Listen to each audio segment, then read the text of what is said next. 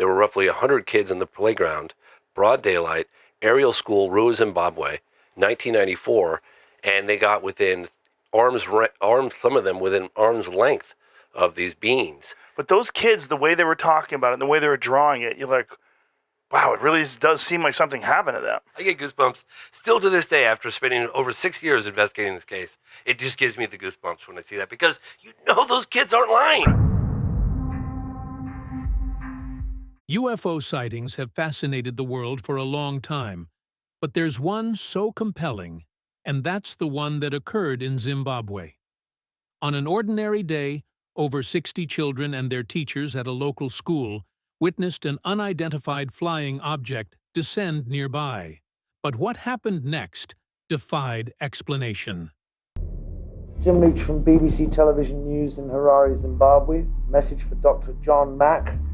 This concerns a UFO sighting over a school where it hovered, landed, a black man got out, but of course we're having difficulty being taken seriously in spite of being the BBC.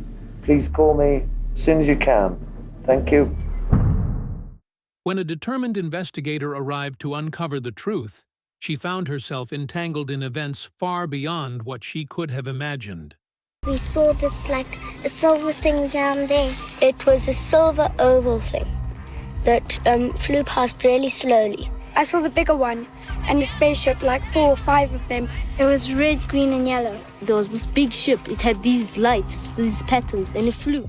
We saw this black figure running in slow motion.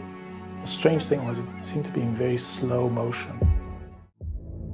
Sitting on the spaceship. How do you know it was a spaceship? Wasn't it a helicopter or something like that? Well, it looked like it was like a disc, like a round. And whereabouts was it? It was in the trees over there, between the third pole. And did you girls see that as well? Yes. I agree that it could be something that we are not common with. Big head and big black eyes, and was dressed in a black bodysuit. Aerial School, UFO landing. On the morning of the 16th of September, 1994, during a warm, clear recess at the Aerial School in Rua, just 22 kilometers outside Harare, something extraordinary happened. About 60 students aged roughly 6 to 12 were out on their mid-morning break, while the teachers were holding a staff meeting indoors. As recess progressed, many children looked toward the boundary of the schoolyard and described seeing a silver-colored craft descend or land in the brush just beyond the fence. The object was round, shining, and very clearly present outside the playground area. To make it even more shocking, once the craft landed, small beings actually emerged from it. According to all the witnesses, the figures that came out were about a meter tall, clad in black or dark bodysuits, or appearing with black skin, with large, entrancing eyes that dominated their faces. Some of the older children stayed closer to the fence and watched as the figures came towards them. One student remembered the strange movement. Instead of walking in a normal human way, the being seemed to move by hopping or gliding. It was clear that they were not humans. According to many of the young witnesses, there was an overwhelming moment of connection. The large eyes of the beings caused the children to stare even more, and in that moment, something changed. One girl said she felt like the being was looking into her soul. The aliens didn't speak any words, but some of the children said that they received telepathic communication. As the aliens stared at them, they actually saw visions of environmental catastrophe and could understand more about humankind's relationship with the planet. The event only lasted for about 15 minutes, and then it ended as quickly as it began. Some children said that the aircraft vanished right in front, while others said that it lifted off or simply disappeared from where it landed. The bell rang for the end of recess, and the children went back to class, but they were shaken and silent. What makes this moment even so vivid is how the children didn't only describe what they saw, but also what they felt. One witness said that when the being looked at her, everything around her just disappeared. Another child remembered the craft glinting among the trees and that it looked like a round disc. When the children revealed what they saw, the principal asked them to draw it. Surprisingly, all their drawings bore striking resemblances. They drew bright silhouettes of metallic craft, small figures nearby, and wide black eyes and dark bodies. The immediate reaction when the children saw the UFO was to scream and run to the tuck shop. Of course, not every student saw the same thing in the same way, but the core image remains. They all saw a silver craft, small dark-skinned or dressed beings with big eyes, and a moment where they were frozen in wonder and fear. As you can expect, once the UFO sighting happened at Ariel's school, it immediately attracted a lot of investigators and experts who wanted to find out more about what happened. Did these children really see aliens and UFOs, or is there more to the story? Investigations and findings. After the children returned to their classrooms, they were shaken and excited, and the significance of the event started to unfold.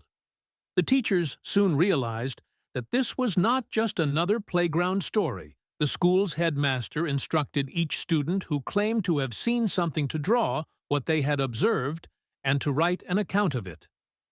The next day, concerned parents arrived at the school, searching the grounds and asking what had frightened their children so deeply. The schoolyard, which was just beyond the playground fence, became the focus of this anxious parental scrutiny.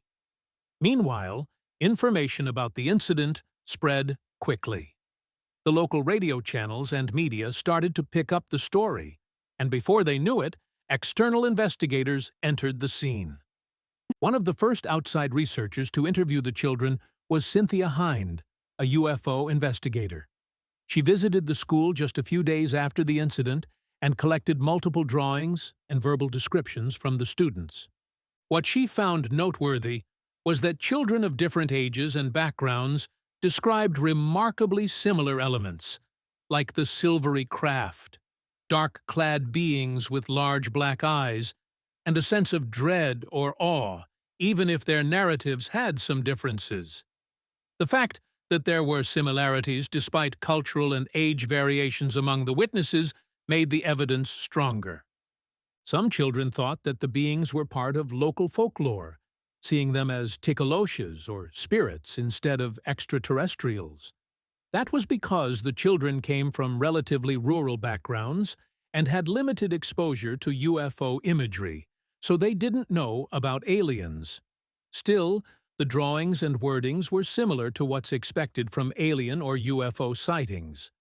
After that, the renowned psychiatrist and author John E. Mack from Harvard visited the site. In his interviews with many of the children, he reported emergent themes. The children all said that they got telepathic messages about environmental destruction, warnings about humanity's misuse of technology, and a sense that something unreal had happened. Again, the whole thing has made me re-examine all of these notions of happen, didn't happen. For them, it is completely real, and it is not the product of mental illness. Now, whether it happened altogether in this reality, I don't know. But it shows up in their world. They're seen to be missing by witnesses at the time, so something is occurring that is entering our world. Mack also added the fact that all the children seemed to be coherent, emotionally grounded, and genuinely troubled. They weren't hysterical or imaginative, and it didn't seem like they were lying together or under drugs. But there were some complications. While the children agreed on the core elements, there were some differences in the narratives. Some children saw the craft and not the beings. Others saw the beings and not the craft. The physical descriptions also varied, although this is expected for witnesses. The drawings likewise varied in detail. Though many depicted a saucer or disc-shaped object and small figures with big eyes, other drawings included stripes, platforms, windows, or completely different configurations. Even if there were many witnesses and the interviews were done immediately after the sighting, there's still no universally acceptable evidence. There was no radioactive residue or material fragment. Interviewers examined the bush beyond the playground, but the results were inconclusive. Also, the psychological impact on many of the children was obvious. Some of them underwent counseling, others said they had recurring dreams, and others even changed their outlook on life regardless of how young they were. Over time, the case became internationally known, featured in media reports and documentaries. A film titled Aerial Phenomenon was developed to revisit the incident with archival material and interviews of the original witnesses, now adults. Mac's death in 2004 meant that his full intended report into the incident was never published, leaving the case in a kind of limbo. But the question now is, when they filmed the UFO that landed in Zimbabwe, was it true or false? There are many factors that make this sighting a credible one. What makes it credible? For one, there were a lot of independent witnesses. Over 60 children aged between 6 and 12 saw the event during recess at the aerial school. The diversity of the student body also adds weight, as many of the children came from different backgrounds, but they all described similar experiences. What's more, the consistency of key elements across all the witness accounts. Many saw a silver or glinting craft that was disc-shaped, while others saw figures about a meter tall, with large black eyes, wearing dark suits or being dark-clad, emerging from the craft. Even the drawings that were produced by the children shortly after the event show notable similarities, like the craft, the figures, and the field beyond the fence. What's more, the environment of the sighting makes it even more credible. The children were outdoors during recess, with minimal adult supervision, as the teachers were in a meeting, so they were unsupervised, yet organized into a group. And that reduces the chances of a coordinated hoax by teachers. Also, cultural factors matter. Proponents argue many children had little exposure to UFO imagery or popular media at the time, especially given the rural setting, meaning their descriptions were less likely to be borrowed from sci-fi movies. Finally, you have to look at the reaction of the children themselves. Many reports show that they were genuinely frightened. Some of them were traumatized and didn't even want to go back to the playground. So, when you look at the number of witnesses, independent accounts, consistency across drawings and testimonies, and the emotional impact, many researchers say that this is probably one of the strongest mass UFO sighting events ever. That doesn't mean there aren't some criticisms, as there are many critics that don't believe this ever happened.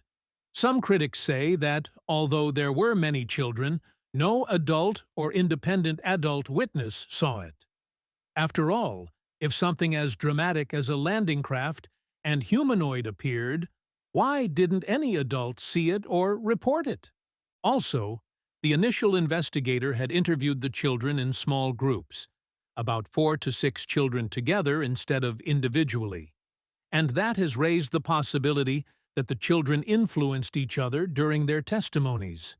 Later, when Mac arrived, it was months after the event, and so some critics say that they might have influenced each other over the years. Not to mention that not all children in the playground claimed to see the craft and beings. Some of them saw absolutely nothing, and for those who saw something, the details vary. Some said the beings had hair, others said they were bald, and some saw the landing, while others said the spaceship only hovered. Even their drawings were slightly different. Some say that if something concrete and dramatic happened, one should expect more uniformity in descriptions. Even if the children were in a rural area, someday they might still have been influenced by media, myth, or folklore. That's because, around that time, the area was experiencing a lot of attention after a rocket re-entry produced a fireball in the sky. So, Some critics argue that the experience could be explained by mass hysteria. One child or a small group sees something odd, tells his peers, and before they know it, the story spreads. And let's not forget the fact that there's no physical evidence like a landing mark, wreckage, photographs of the craft, or any other data aside from what the children said. After all, with the craft landing or hovering close by, one expects there to be some trace on the trees or field. What's more, the messages children reported, telepathic communication about environmental danger, technology misuse, etc., match thematic elements that were popular in UFO and New Age discourse at the time. Some also question whether the investigators' expectations for the children shaped their narrative. Interestingly, before Cynthia Hind went to Ariel to investigate what the children had seen, she was already investigating another strange sighting that many people now suspect is connected. UFO Cynthia Hind. Hundreds of people today phoned the ZBC and the BBC correspondent in Harare saying they sighted an unidentified flying object last night. We have some eyewitness reports. It was a bright, radiant light. I've never seen anything like it in my life. It was the absence of noise I didn't like. On the evening of the 14th of September 1994, many residents in Zimbabwe were jolted by an abrupt, loud noise. Some said it was an explosion or sonic boom, while others thought it was something extraterrestrial. It caused windows to rattle and doors to shake across a wide area. In the days surrounding that event, multiple witnesses reported seeing strange lights in the night sky.